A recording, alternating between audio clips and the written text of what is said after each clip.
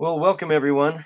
I'd like to thank you for attending today's webinar, Lean Leadership with Robert Martichenko. We still have a lot of people arriving, but we're going to get going.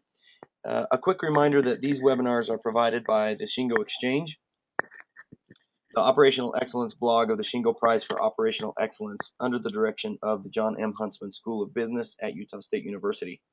If you're not registered as a member on the Shingo Exchange, you need to do that right away to get great articles and webinar recordings about all things operational excellence.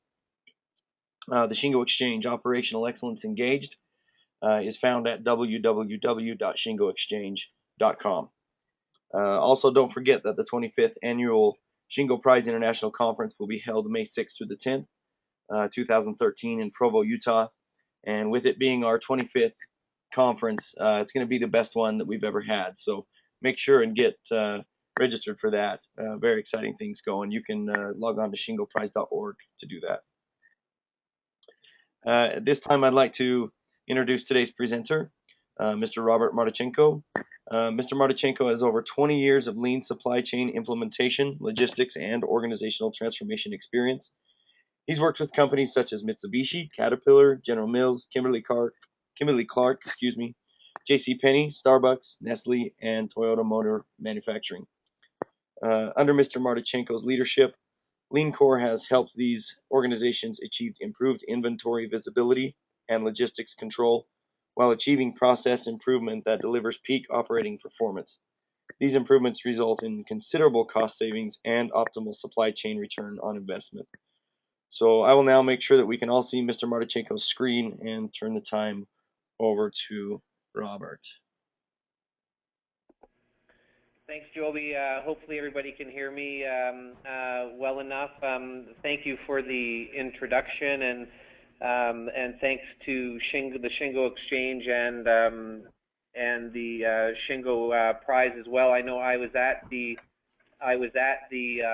conference last year in Jacksonville, and it's just an absolutely fantastic event. And so for any operational thinkers and lean thinkers out there who are looking for a great opportunity to network and to learn, I would certainly highly recommend the Shingo conference next year, in particular with it being at the home base in Utah. So thank you everybody for taking some time out today. I appreciate how valuable everybody's time is, and what I'd like to do is just talk a little bit about lean leadership. My organization, LeanCor, is a third-party logistics provider, and so we get the opportunity to really implement on behalf of our customers as we're running warehouses and managing transportation networks and trying to drive all of the lean elements of supply chain of visibility and frequency and velocity and creating a problem-solving culture. And while we're logisticians and supply chain people at heart, we've recognized along the way that that the leadership element of it is very critical as well, because in the absence of the people side of it, we're never going to get the kind of fantastic and remarkable things that you can get done operationally. So it's a one way today, but hopefully I'd be more than happy to field any questions or so forth if that's and we can make sure that we have my contact information. One of the first slide here is just kind of a level sets us on the fact that there really is a big mental model shift that has to take place when we're thinking about traditional thinking and moving over to lean thinking. And I'll continue to use the word lean because it's kind of what I've grown up with, if you will. But however, certainly operational excellence is right there as far as another term that can be used. And when you look at this slide, you just realize that there's so many different elements of thinking that has to change for us to really focus on OpEx and lean. From going from thinking scale to thinking one-piece flow, to thinking that standards should be complicated and hidden, to making standards simple, And I'm just, I won't go through every single line there, but you can just see that there's an element, a leadership element of this that is about changing our mental models and changing the way that we actually see the business and see our processes and how we're going to look at them in order to improve them. And that has led us to recognize that if really this is about making some fundamental mental model shifts and how we actually see the world, then that just allows us to recognize the importance of the people and leadership side of things. I've had the pleasure of writing a few books, and it's actually one of the reasons why I've authored a few books is really that's how I that's how I get my own thoughts figured out when I'm struggling with a concept or principle. By writing, it allows me to organize my own thoughts. And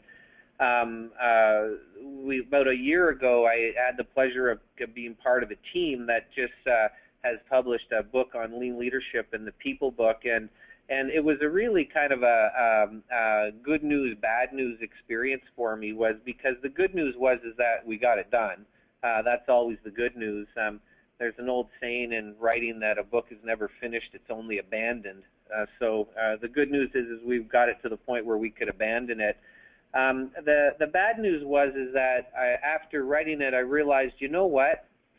This isn't easy. And the reason why organizations do struggle from a leadership and cultural point of view is because it's not easy. There's the old saying that the soft stuff is the hard stuff, the people side of things. And so it just it really allowed working through this project with Mr. Steve Grand, Mr. Roger Pearson, and Mr. Walt Miller of Cummins, really allowed me to understand that there is some work that needs to be done. If we're truly going to impact the people side of this, then there is some roll up our sleeves and actually do the hard work. And that's what I'm going to talk about today, is some elements of what that work needs to be. So I introduced this idea of the mental model, and you can just see an explanation. A mental model is an explanation of how something works in our minds, right? So, and I love this quote from the chairman of LeanCor, Glenn Wright, who once said to me, Robert, because I was talking with him about some of the challenges of implementation and getting people to think differently, and he said, Robert, two people can go to the same movie together and come out of the theater having watched a completely different movie. So this is very true and on point. So what we need to recognize is that just because we see something a certain way because of our own education or our own work experiences or our own beliefs on how we should be running our business, that doesn't necessarily mean that everybody else is going to see it that way. Just because we've all been through the same training and have seen the same PowerPoint slides or or read the same books, that doesn't necessarily mean we are going to see things the same way. So it's very important to recognize that we do, in fact, have mental models, and together, if we're going to change business cultures to start driving lean and operational excellence, we need to recognize that mental models exist, and we need to manage and lead to those mental models.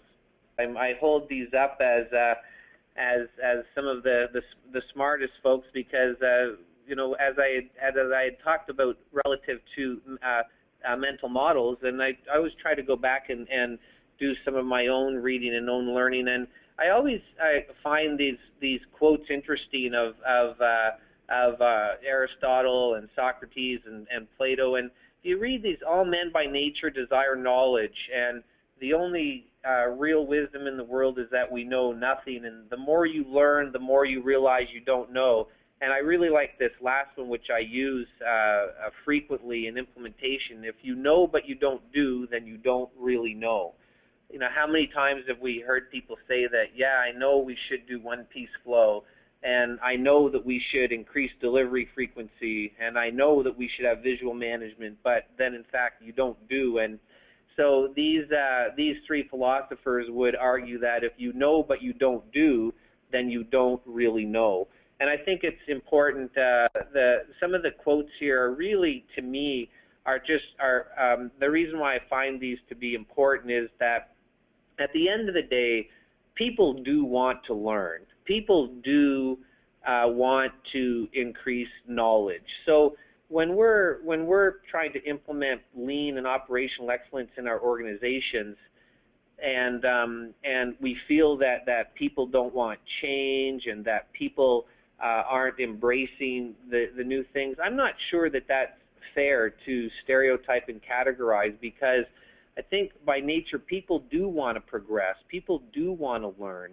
So the challenge isn't that people simply don't want to change. The challenge is, are we creating an environment where people are understanding that by embracing new ways of thinking, by changing those mental models, they can in fact learn and gain wisdom as they go forward. So when we start thinking about some of the leaders out there, I've had the pleasure of teaching for the Lean Enterprise Institute for several years now, going on 10 years, and that has allowed me the pleasure to get to know Dr. Womack and John Shook and Dan Jones and other leading thinkers. And one of the things that Dr. Womack has always said to me is just understand the purpose. So what is the purpose? When we think of ourselves as leaders in trying to drive lean thinking inside our organizations, one of the first things that we need to ask ourselves is, what is the purpose of what we're trying to accomplish? And I know that may seem very elementary, and I'm sure that there's folks out there that are going, well, come on, that just seems basic. But the fact of the matter is that there are a lot of people and leaders and organizations that are implementing things and don't really quite know why, in fact, they are doing those things. So really, truly understanding the purpose of what we're trying to do, or the purpose of a process, or the purpose of an initiative, is highly critical. And this is where the initial step needs to take place, is for us just to be arming ourselves with the simple question is, what is the purpose of what we're doing here, of what we're trying to accomplish? When you think of purpose-based leadership, you may or may not agree with this particular quote, but Barry Melrose, the coach's, the leader's job is to take excuses away from the player. No travel problems, no equipment problems, no bad practices, no bad games, so that there's nowhere for the player to look in the mirror. Now, I'm not saying that this is my own personal leadership style, but this is purpose-based leadership. This is principle-based leadership, where the leader is saying, look, these are the principles that I believe in, and the principles that we will use in order to drive the initiative or drive our work from a lean point of view. And when we have principles as leaderships, when we have certain purpose-based principles, then the real question that we need to be asking our people that are working with us on our lean work is, what do you need? As a leader, we should be asking this multiple times a day. So the first slide, Dr. Womack, is what is the purpose of what we're trying to accomplish? And then as leaders, what are our principles? And I use the word principle very deliberately. A principle is something that you just believe. You don't need data to support it. You don't need a return on investment or a break-even analysis report. You just believe that this is the right way to be a leader. And as that leader, we need to be constantly asking our people who are working with us on our initiatives, what do you need? And then be prepared to provide those things that they need as they request. So when we think of the purpose of a lean leader, we think it's to create and deliver customer value at the lowest possible cost. We should be focusing on the value stream and focusing on the lowest possible total cost. So we are by nature systems thinkers around the total cost. 2, we should create flow through the entire value stream through cross-functional collaboration. So as a lean leader, we are by nature collaborative. And I know collaboration can be a fancy word, but all that means is that we are working upstream, we are working downstream, we are working horizontally, and we recognize that we have to be collaborative. There is absolutely no point in thinking that to be successful in a lean implementation is about changing org charts or changing who people report to, because you'll never get it to the point where just because of infrastructure or hierarchy you won't require cross-functional collaboration. Develop a problem-solving culture where problems are identified and fixed at the root cause. So from a lean leader, the purpose of a lean leader is to create an environment where it's okay to expose problems, where people feel safe that exposing problems and raising their hand is okay, and that's in fact what we encourage. That engages in relentless pursuit of continuous improvement. In other words, we always know things can be better. We always know that we can be working on getting it to the next step. Also, a purpose of a lean leader is to ensure that the company takes a long-term view yet is sensitive to the need for immediate actions and waste reduction. We need, yes, and in particular in today's economy, we need to be looking at the short term, but we have to understand the long-term view. If we're constantly doing the month-end and quarter-end madness, then the fact of the matter is we're going to wake up and it's going to be 5 years from now. That's a given. So we can wake up and it'll be 5 years from now and we'll have done the work, the systems-based work that takes a couple of years, or we'll have not have it done. And to get it done means that today you have to take a long-term view, do the day-to-day stuff, do the stuff that's important right now for the short term, because, in particular with the economic conditions that we have today. However, you have to be starting the long-term work as well, because a year is nothing anymore, and it won't. And we're going to wake up and be 3, 4, 5 years down the road, and the work has to start today for it to be completed 2, 3, 4 years from now. And we want to create the learning organization inside the company. So we want to create that culture where we expose problems, we fix problems together, we're cross-functional, we're focusing on the system, total cost, and then we recognize that by doing those things, we will in fact create the learning organization. So that takes us to another of our thought leaders of Lean, where there are 3 kinds of leaders. They'll tell you what to do, those that allow you to do what you want, and lean leaders that come down to the work and help you figure it out. And this is John Shook, who is now leading the Lean Enterprise Institute. And that question there is, how can I help? So question 1, what is the purpose? Question 2, what do you need?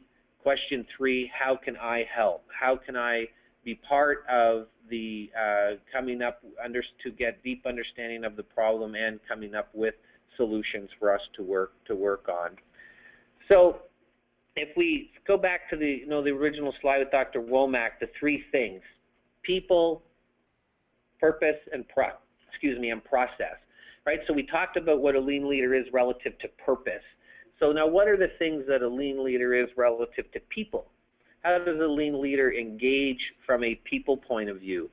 And you can see some of the core elements of this, right? A lean leader has the skills to effectively collaborate cross-functionally across the organization and in the supply chain, which is upstream to suppliers and downstream to customers. So as a lean leader, there are certain skills that we need to have, and if you're lucky enough to be genetically predisposed to some of these, then you're lucky. If you're not, then these are skills that need to be acquired and trained and developed. But one of these skills is we need to have the ability to effectively collaborate cross-functionally.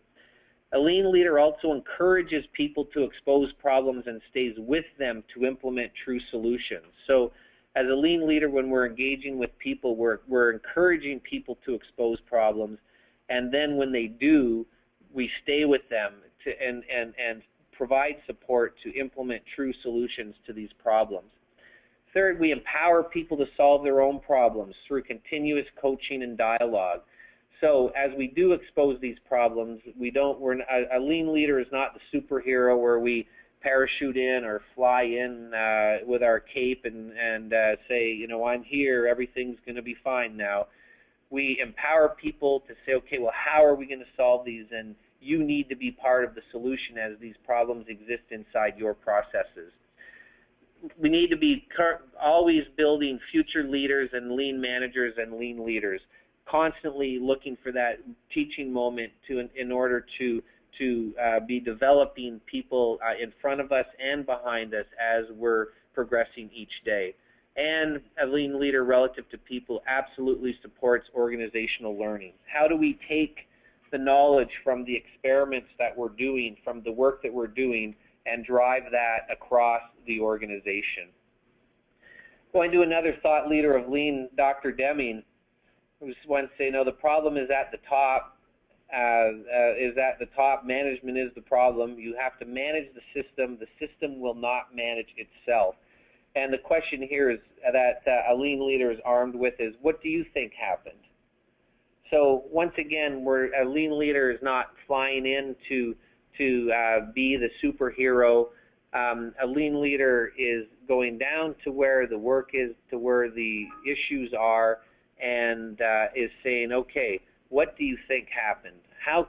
What do we know about the current state? What do we know about this problem? And because you are the person that is doing the work, tell me what you think happened. You know, it supports the old saying about a consultant, which is, you know, the old joke about the consultant as somebody that borrows your watch to tell you what time it is. Well, you know, while that may seem negative, it's actually, I don't really take that as a negative joke against consultants, because the consultant plays a very valuable role in that they ask questions that might allow us to see things in our operation that we don't see ourselves, because we are so deep into the details, we are so deep into the weeds. The old, we can't see the forest for the trees. Well, a very critical question that we can ask people in order to allow us to see things is just to say, well, what do you think happened? Why did that situation arise, and why are we where we are today relative to that particular process? So we've looked at what a lean leader is relative to purpose. We've looked at what a lean leader is relative to engaging people, and now the third is to look at what a lean leader is relative to process. And the lean leader understands how to articulate the implications of systems impact throughout the entire value stream. I've always advocated to people that one of the most impact questions you can ever ask in a meeting or in a problem-solving session is, how do we think this is going to impact the system? Or in other words, what are going to be some unintended consequences of this? I think it's actually now considered an actual scientific theory, the theory of unintended consequences.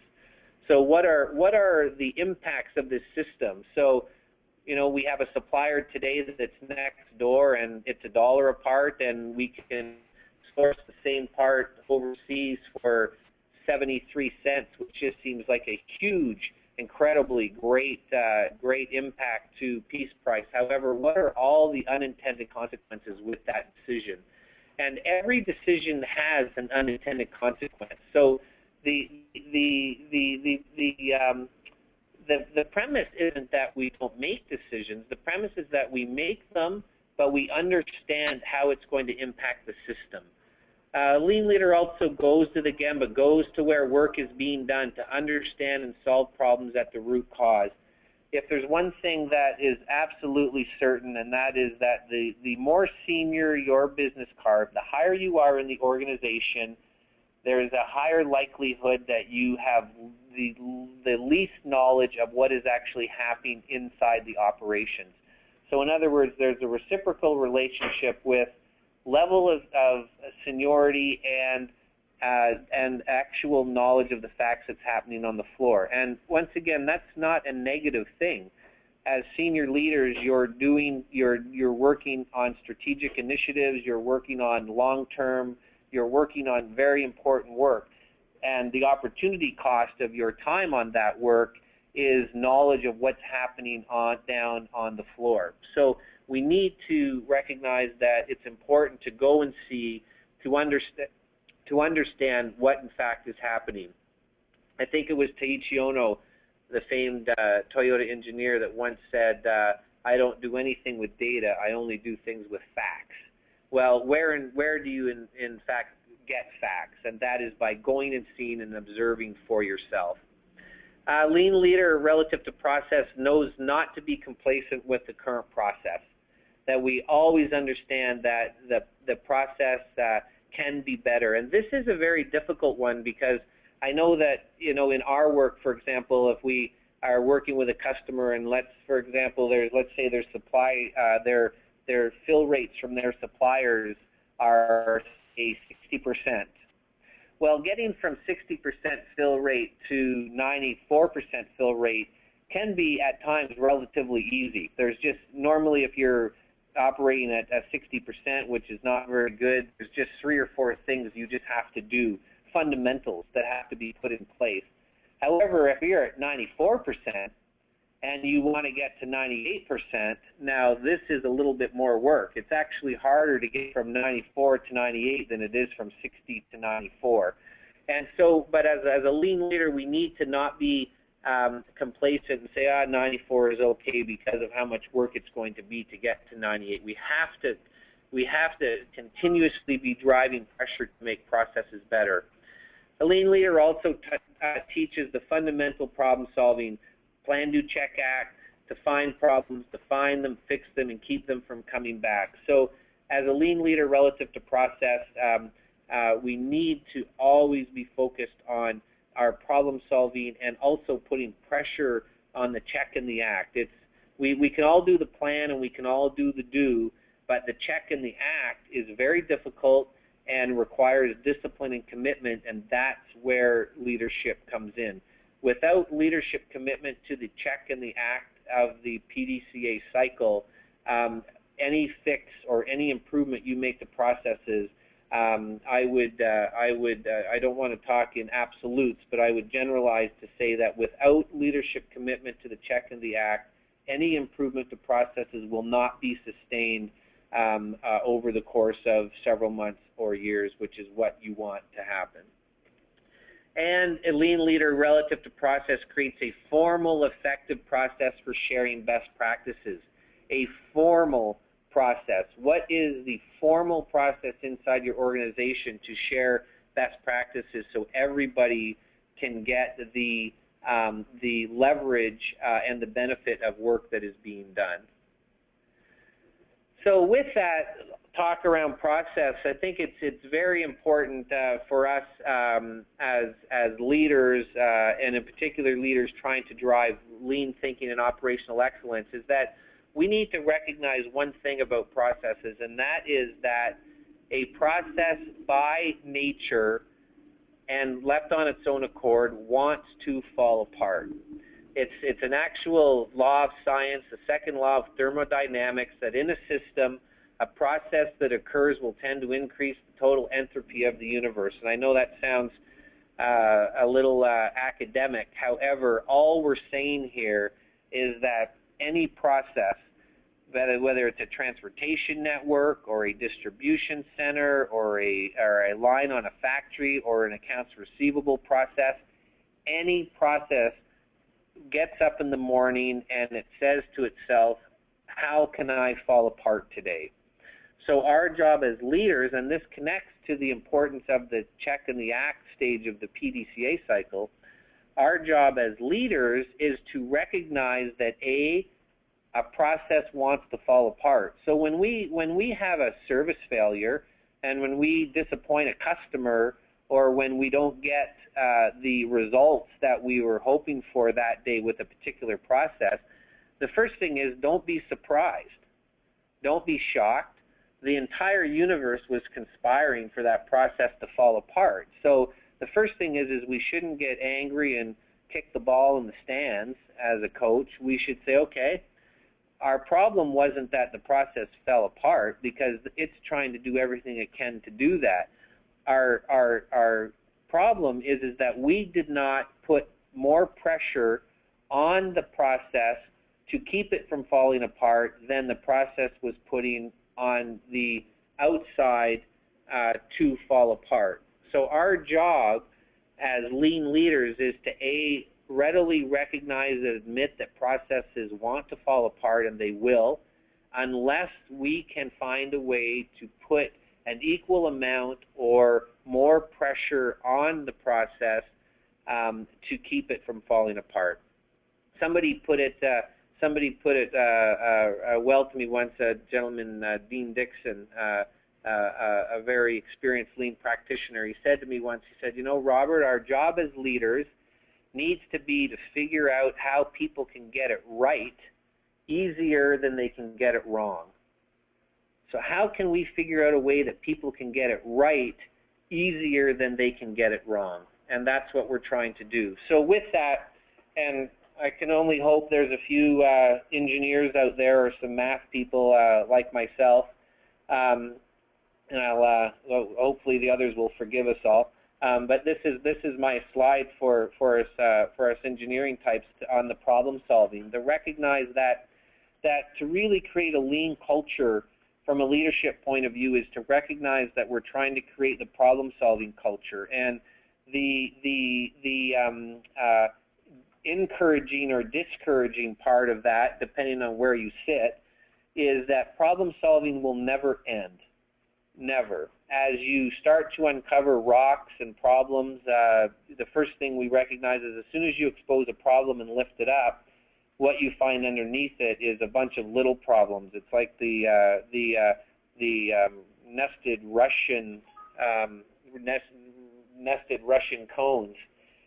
Or as you see in the slide, it's like going to the fair and using the cork guns to shoot the ducks, recognizing that after a while the ducks just keep coming back, because even though you've knocked one down, another one has just been exposed. And so you can see my mathematical theory here, that our job as lean leaders is to expose problem A, knock problem A out at the root cause, and then expose problem B, which is identified by completing step 2, and then see step 1, substitute B for A, and continue with N plus N. So any of you math or engineer types, feel free to steal this slide and use it shamelessly.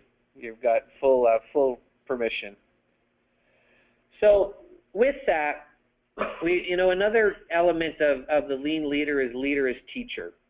If you think of going back to Aristotle and the Plato and Socrates slide, that people want to learn. People by nature want to learn. This is, I think very few, and even though we may get discouraged at times and think it's not true, by nature the human being wants to learn. So as leaders, we should recognize that, and we should facilitate that need or want, and that means that we need to be teachers. When the student is ready, the teacher will appear. Well, we need to appear when the student becomes ready. And tell me and I forget, teach me and I remember, involve me and I learn. The below image there is actually Walt Miller, one of my co-authors on the leadership book People, and he was actually in our office in our Kentucky Operations Center in Florence, Kentucky, to work on the book, and he walked by one of my young engineers, that's Chris McLaughlin, and he walked by Chris, who was working on a problem with a warehouse layout work that we were doing, and no less than an hour later I had to go and grab Walt and bring him back, because it's just ingrained in him to be leader as teacher. And as he walked by Chris, he asked Chris what he was working on, and Chris is a very inquisitive man as well, and they started talking, and Walt saw an opportunity to share some of his own experiences, and teachings with Chris, and before they knew it, they're on the whiteboard, and an hour later,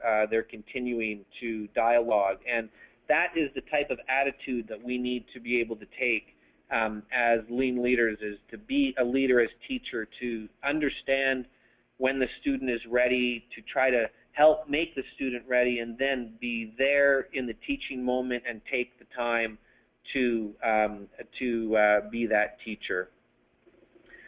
So, the lean leader, are we as smart as Socrates? And I think we're certainly learning a lot from Socrates, and certainly one element of this is to understand the Socratic method, which is named after the philosopher. And while we don't all call it the Socratic method now, as lean leaders, we are certainly using it as much as we can, recognizing that the Socratic method is a great way to uncover the root causes of problems. It's a great way to encourage collaboration and to get dialogue and to be able to ask people those critical questions, which is, what do you need? How can I help?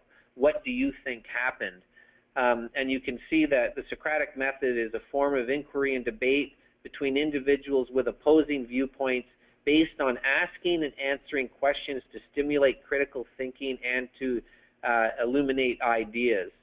And Sir Winston Churchill, courage is what it takes to stand up and speak. Courage is also what it takes to sit down and listen. So really what we're saying here is, as a lean leader, we recognize that we have to have a healthy balance of advocacy and inquiry. We need to be able to ask really good questions, and we need to be able to advocate when it's important to advocate.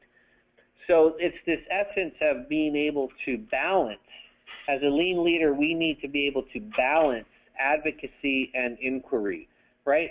When we want to advocate a point of view. We want to stating and defending your opinion, or it's an act of pleading or arguing for something. And these are kind of definitions of advocacy. But there's nothing wrong with being an advocate. There's nothing wrong as a lean leader saying, look, I really feel passionate that we should go in this direction, and this is why we should go in that direction. But at the same time, we need to understand that we need to have inquiry skills as well. And I think that the third bullet point there is most important, where we seek to understand others' points of view without holding judgment. In other words, if you are going to truly be a lean leader who's balancing advocacy and inquiry, your inquiry skills need to be about admitting that, what, I don't see it the way you see it, but I'm willing and open to changing my mind. So let me ask you some questions that are going to help me to try to make that bridge to see it the way you see it.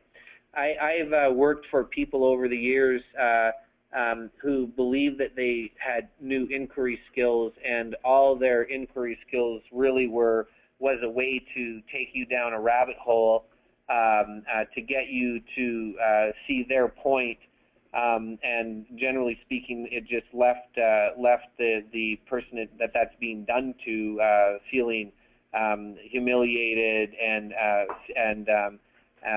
feeling as if their point really didn't, or their opinion really didn't count. True inquiry skills is not like what you see on Law and Order. True inquiry skills is the ability to say, I don't really see it the way you do, but let me ask questions in order to possibly change my mind. And advocacy is there to advocate in order to see if you can allow people to see it the way you see it. And as lean leaders, we need to balance advocacy and inquiry. So we mentioned this a little bit earlier too, relative to the lean leader is go and see and do. And this is, I love this quote: a man who carries a cat by the tail learns something he can learn in no other way. so that you cannot read a book or a white paper on what it's like to carry a cat by the tail. The only way that you can know what it's like, and I think I agree with Mark Twain here, is that you've got to carry a cat by the tail. So what you see here on this slide is actually one of our operations that we run on behalf of one of our customers. It's an inbound warehouse and material sequencing. And the bottom left is our DPMO, or our defects parts per million opportunities. And you can see what the target was given to us by our customer. And you can see early in January of 11, we were not meeting the requirements of our customer, and so we instituted what we called LeanCor Academy, which is where we went and with a very committed effort, we started to train and educate our team members who are on the floor and our team leaders, and had our leadership starting to really embrace go see and go do, and spending time on the floor. And a couple of 2 or 3 really amazing things happened. The first being, as you can see, our quality got markedly improved, and also the level of engagement with our team members went up significantly, and there's no question that that's the engagement that allowed for the better quality. And also our leadership got to truly understand processes better and spend more time and engage more with our team members. And this was about leadership, going and seeing, going and doing, and really connecting at the floor level with our operation. A lean leader also is an advocate of visual management and understands that we need to make processes visual, but not just that. I'm sure many of us on the phone today have had work with 5S and visual management, but from a leadership point of view, though, it's important that we make the vision and the vision of our work visual as well.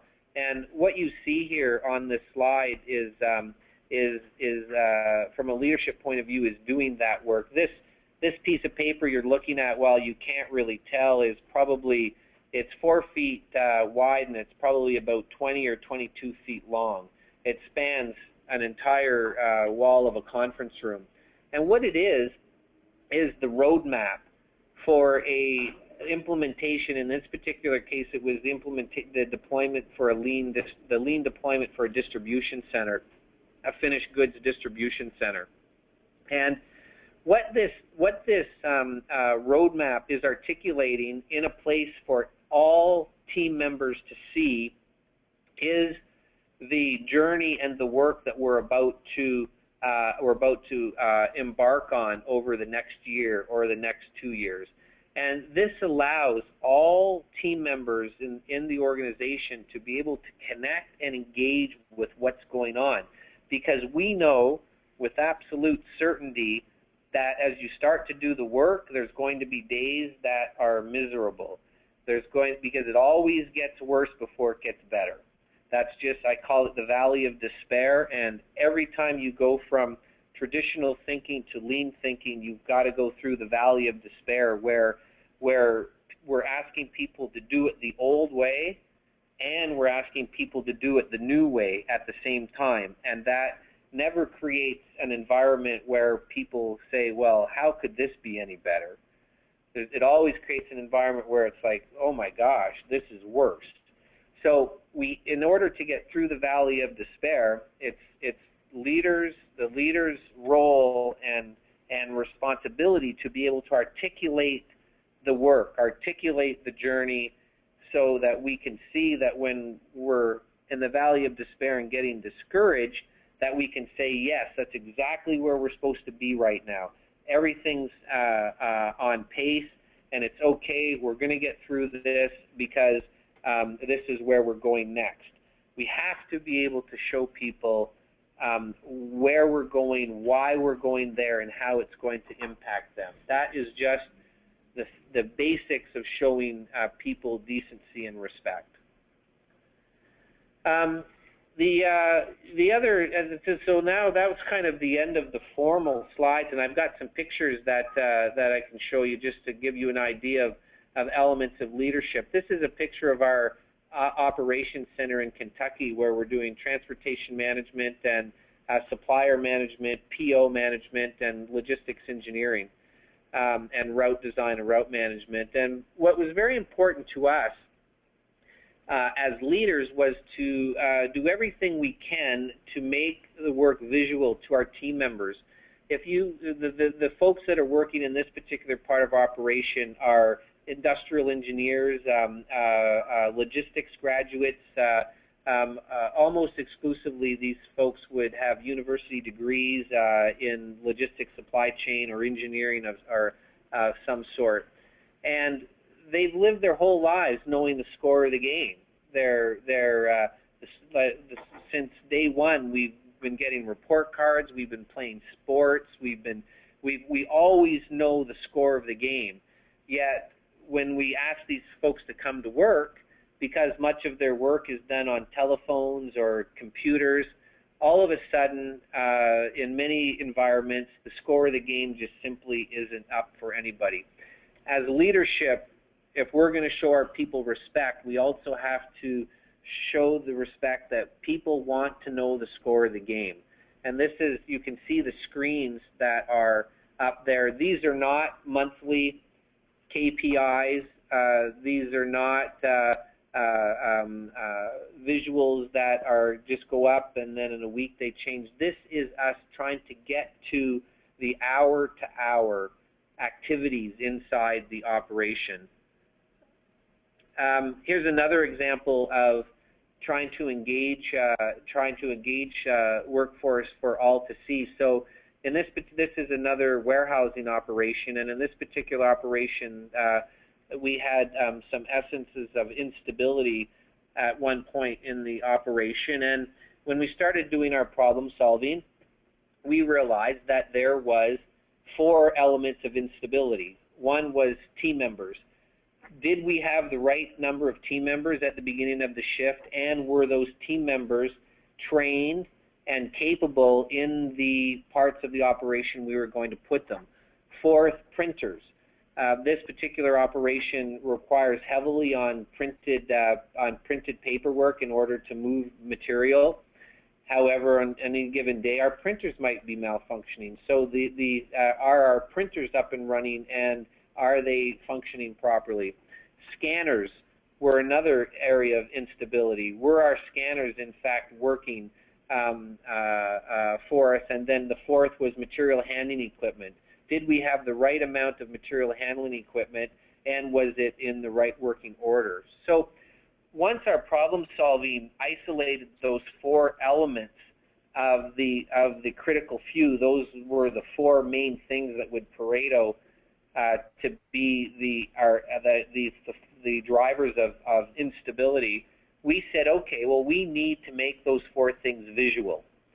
When we start a shift and we do our stand-up meeting before a shift, every single person in the organization needs to know how we are doing relative to people, scanners, printers, and material handling equipment. And this is the visual that was created in order to articulate those things. This is at bird's eye view, and now this is zooming in on a particular parts of the board, and you can see the 4 elements where you've got the team member element in the upper left quadrant. So this shows that Kelly, where she's in the particular areas of the operation, where her level of training. The color coding is telling us her level of training, whether she's able to train somebody in that area, whether she's able to work in that area on her own, or whether she requires some support, or whether she hasn't been in that area at all. And likewise, you can see the scanners. That's telling us that our scanners are in the right position and they're ready to, they're in good working order. Similarly with printers and lift trucks. So the whole purpose of this is to engage the employee and for leadership to say, we know those things that create instability in these processes. So this is us putting that pressure on those things, as I talked about with the second law of thermodynamics. This is another distribution environment, another warehousing environment where we are making the score of the game visual to everybody. And this is about allowing people to understand how we're doing today. I can arm you all with one of our kind of secret weapons when we're touring a warehouse. One of the first things that we'll say when we're touring a facility, we'll just ask the manager, how are we doing today? Are we ahead? Are we behind? Are we having a good day? Are we having a bad day? And most of the time, a manager will know intuitively through legacy knowledge and just their experience there that they're having a good day or a bad day, but nobody else knows. There might be a feeling that everything's okay, but the actual state of the operation is just not visual. And this particular visual here shows you the inventory that we have measured in hours between us and our customer. And for this particular operation, that in fact is the score of the game. When the inventory is in green, then we know that we are working on pace and to Takt. The blue or purple areas there, that is telling us that we have too much inventory as measured in hours between us and our customer, and therefore we will stop doing work there. We will reposition people, reassign people, and in the event that one of these was red, that would mean that we were below our threshold of the inventory, and leadership would clearly take action to remedy that situation.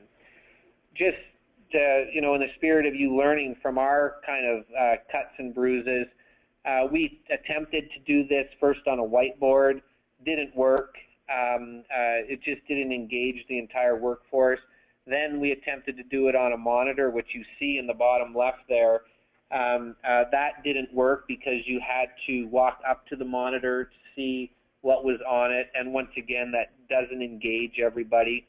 And we finally just said, okay, we just have to do this the right way, and made the investment, and this is now being projected, and it's probably about 14 feet by 14 feet. And I was warned by my IT tech that we would go through bulbs, a lot of bulbs, and truth be told, we haven't even gone through a lot of bulbs, so there's a good news story there. But the point is that we learned, we kept at it, we didn't give up, and we finally now have a way to actually show the score of the game. So the last thing, the last slide here relative to lean leadership is just around time.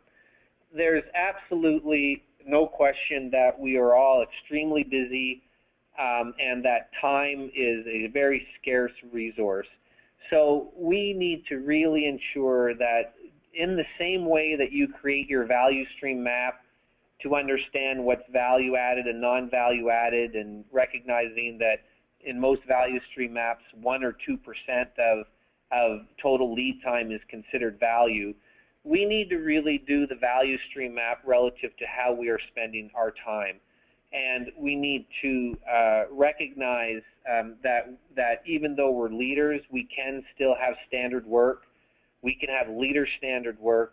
There are those things that are routine in our day, and if they're value added, we need to do them and make sure we do them. And then there are those things that, as lean leaders, we have to say these are critical things. Going and seeing, asking people the core questions. What is the purpose? How can I help? What do you think happened? Those core questions we talked about.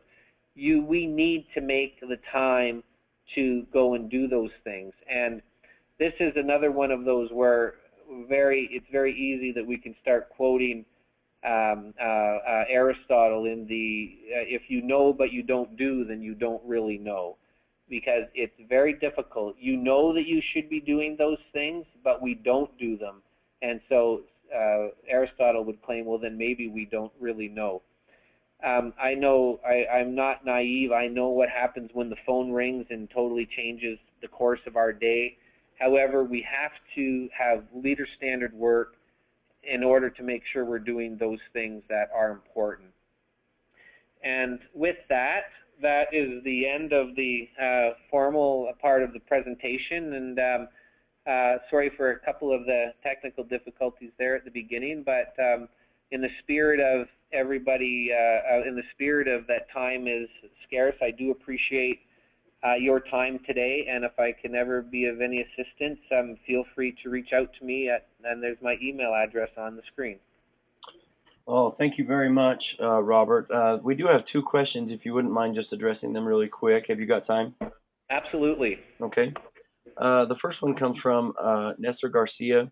He says, in your experience, what is one of the barriers that a lean leader can find when an organization is starting with lean implementation, and how can you address it, or how you can address it?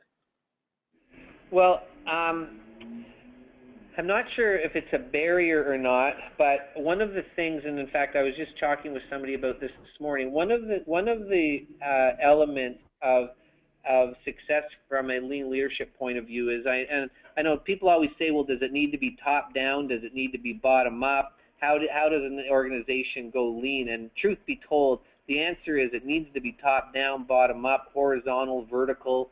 It needs to be every single way. However, I can also tell you that I have seen and been part of incredible lean results and lean work just at a factory where just that leader of that factory was a lean advocate, and he did not in fact have full corporate support, but he had the span of control and influence just to do amazing work inside his span of control. Now, but to answer the question, I think one of the first things that you need to watch out for, if you are, a lean leader and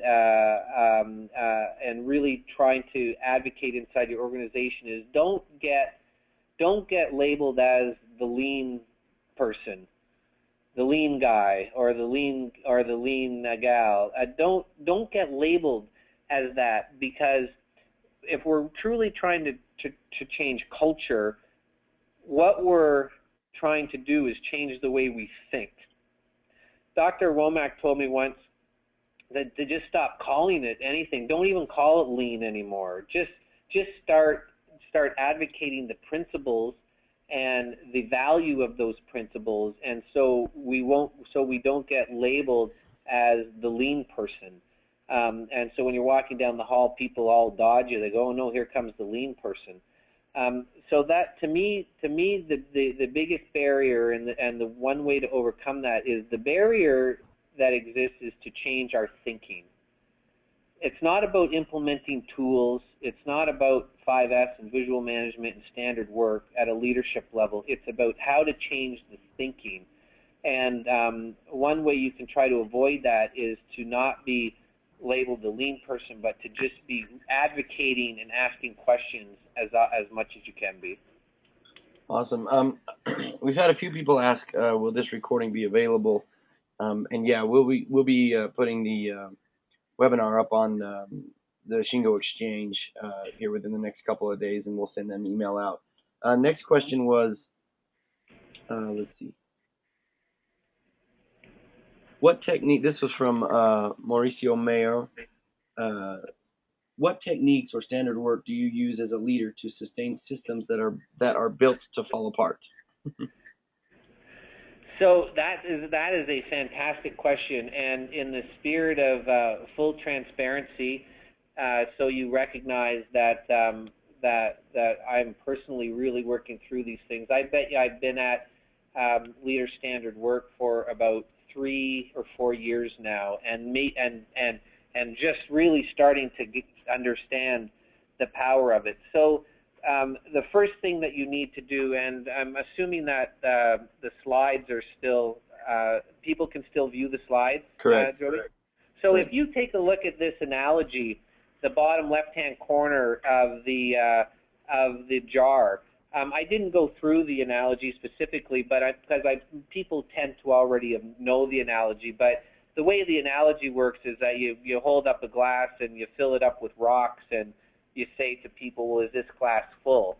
And the people say, oh, yes, it is. And you go, well, no, it's not, because then you can still pour sand in the glass.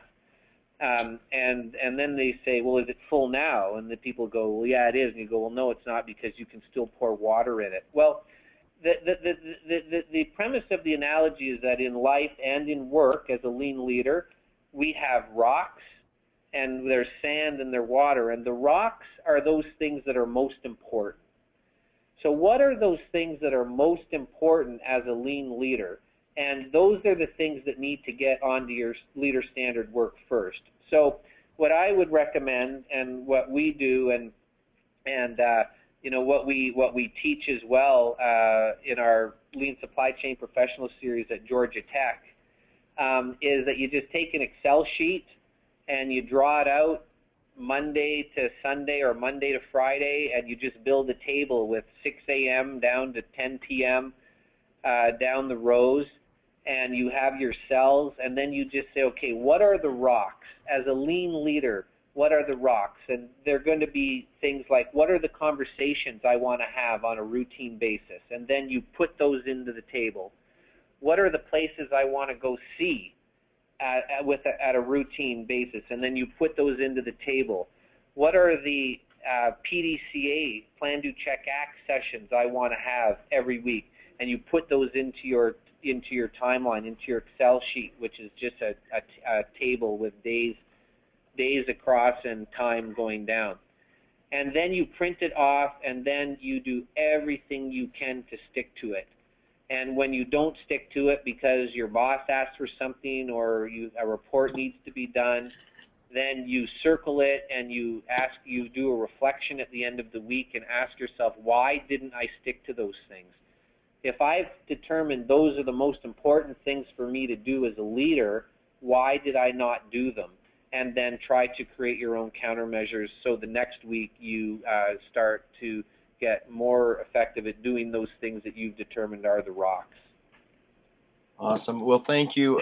There are some more questions, but we're just plumb out of time. So, you know, you're more than welcome to, you know, contact LeanCor, contact Robert, maybe get some answers to your questions and things like that. Once again, check on the shingoexchange.com. Here in the next couple of days, the presentation will be up. We want to thank you, Robert, once again for joining us today. And everyone have